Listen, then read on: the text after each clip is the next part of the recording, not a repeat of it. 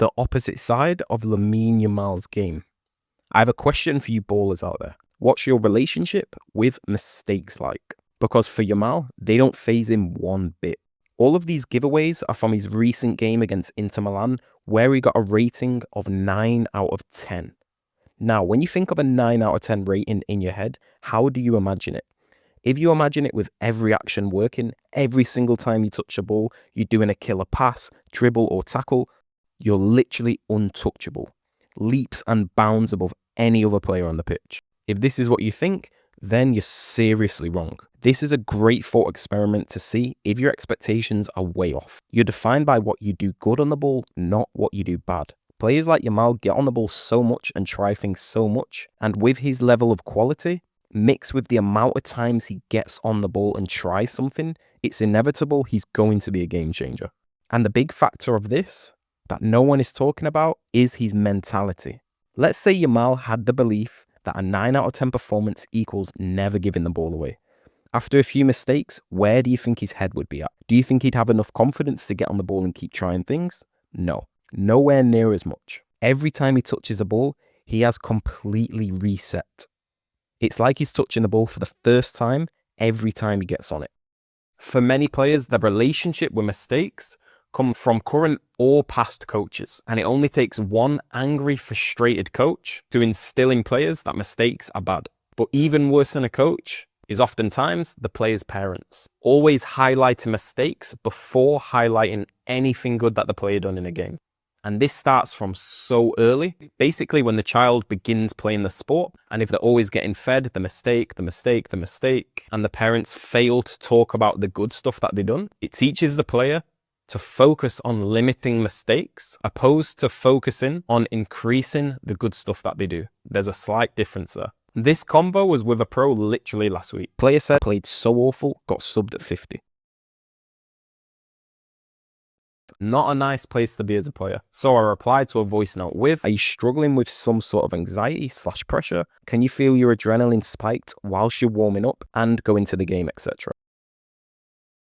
By the way, that's one key factor to see if your internal pressure is getting too high. Feeling your adrenaline kicking in way too early. In the warm-up, on the team coach, etc. For example, when I was playing, if we had a game on Saturday, for example, on Friday, you would go through the opposition team with the analysis team and the whole team there. When we were going through that, my adrenaline would just go through the roof, and I didn't know that wasn't normal at the time. So if that's happening a day before, just watching the analysis, imagine what's actually going on when you're on the pitch. And there's no way you can be a composed player if this is how your body is naturally reacting. And again, that's because I was fed this whole mistake thing from very early. And this is just scratching the surface of how psychology in sport really affects your game. And a lot of it comes from childhood, stuff like that. In the future, I'll go way deeper into this in a video because I have a really interesting story with that as well. So yeah, for me, that was a clear sign that I had problems with performance anxiety and putting extreme pressure on myself. So the player replies with this: yes, major pressure to perform as I feel I'm nowhere near my potential. And then they go on to saying the mind won't turn off, they're struggling sleeping, and this is how bad it can get as well. And many players are going through this right now. Many players are struggling with this sort of stuff, but still it's not really in the culture to speak about this sort of stuff, mixed with it's already such a high pressure environment as well, right? So now here's the key question. These 3 words, pressure to perform. What do you define as a good performance? Which now takes us back to my original question. Yamal got a 9 out of 10 rating. So what does a 9 out of 10 performance look like to you? A big part for this player I was speaking to is, again, a player who has an insanely good game, doesn't make mistakes. And that is the belief system that you need to break. And that is breaking so many players. And as soon as it clicked to the player that this belief system is false, and then I backed it up showing some clips similar to what I've just shown you guys, I then received this text message a few days later. Yesterday, I take all the pressure off myself, different player, scored 2 verse, and then to top it off, the shh emoji. Another point, it's interesting how we can use the term a different player. The player said, I was a different player. You're not a different player, you're literally the same person. All that happened in this scenario is you simply got out of your own way by fixing the expectations and the relationships that you have with mistakes, which then allow them to be more present. And with more presence and no internal conflict, you access the flow state way easier. And players can start playing with this internal number. I've experienced this as well. If I make 3 mistakes in a row, I'm finished. I so remember this so vividly, and I know so many of you have gone through this. You've got on the ball, giving it away. Next ball comes in, you got on the ball, you're giving it away again. The third ball's coming in, instead of focusing on the play, what's going through your mind is, I've already lost it twice, I can't lose it again. Then of course, what happens, you're more likely to lose it again, and you're definitely not going to do a bit of game-changing play because you're not present enough to naturally pick up on the cues and triggers around you. So you're simply focusing on the completely wrong thing, something that is not going to help you at all. Before Yamal made this wonder goal in around the 15th minute, he had already given the ball away around 7 times. If you gave the ball away 7 times in 15 minutes, where would your headspace be at? What would your self-talk be? These are all the questions you need to be asking yourself, because I can guarantee there is no internal conflict in Yamal's head if he's pulling stuff like this off after that.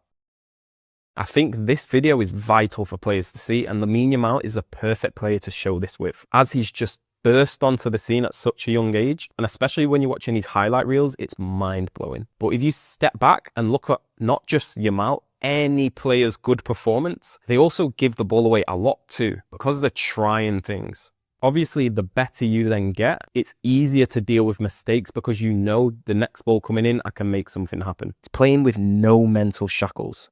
You can do 5 poor crosses, dribbles, shots, but the 6th one works. No one remembers the last 5 mistakes. That's how it works.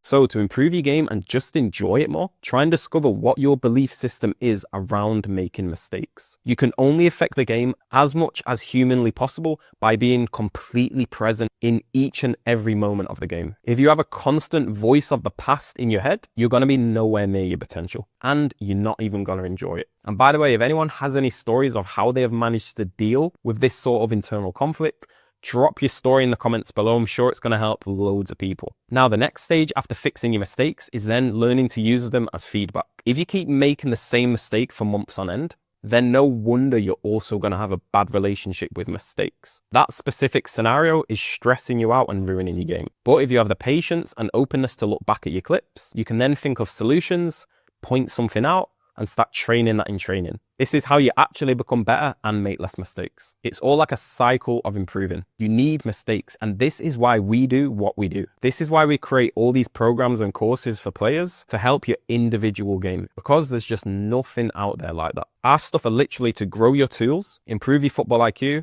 get rid of your knowledge gaps, and help you find any solution to any problem. And this helps you genuinely progressively get better. You're going to get frustrated even if you do all of the mindset work and form a better relationship with mistakes, but you're still then making the same mistakes all the time. That's the big point that sports psychology doesn't mention. Also, an update too on the position-specific positioning courses that we're building out. With the winger one dropping first, it's taken longer than expected because we decided to add in way more than we were originally going to do. So believe me, it's going to be way worth the wait. For example, in the winger one, we're covering all fine details with positioning when receiving from feet, whether the winger's wide and your fullback is also wide and deep, or as a winger, you're inside and your fullback is high and wide, or the winger's wide and your fullback is inside, in every single phase of play, playing out from the back, high block, mid block, low block, in a counter-attack transitional play. Every single movement, every single piece of positioning information that you need to know to help yourself get on the ball. And it's mind-blowing because it's such fine detail stuff. And in the course, we have so many clips of also mistakes with the good stuff as well, so you can compare them like that. And then on top of that, all the same scenarios, but instead of then coming to feet and receiving the ball to feet, running in behind, receiving the ball in behind. And in any situation, how to receive the ball from your fullback, centre mid, centre back, striker, opposition winger. It may seem a little bit overwhelming now, but it's super, super simplified in the course. The amount of research that's gone into these courses and all of our other courses is like nothing else. Nothing comes close. And we're getting a ton of messages. When are these position specific positioning courses out? And if you want a personal reminder, just go on our Instagram, drop me a DM with your position and we'll add you to a list. When we have any updates on that specific course, we'll message you directly. Thanks for watching. Do the inner work to fix any bad self-talk that you have that take you out of the present moment, just how Lamine Yamal has. But most of all, keep chasing your potential.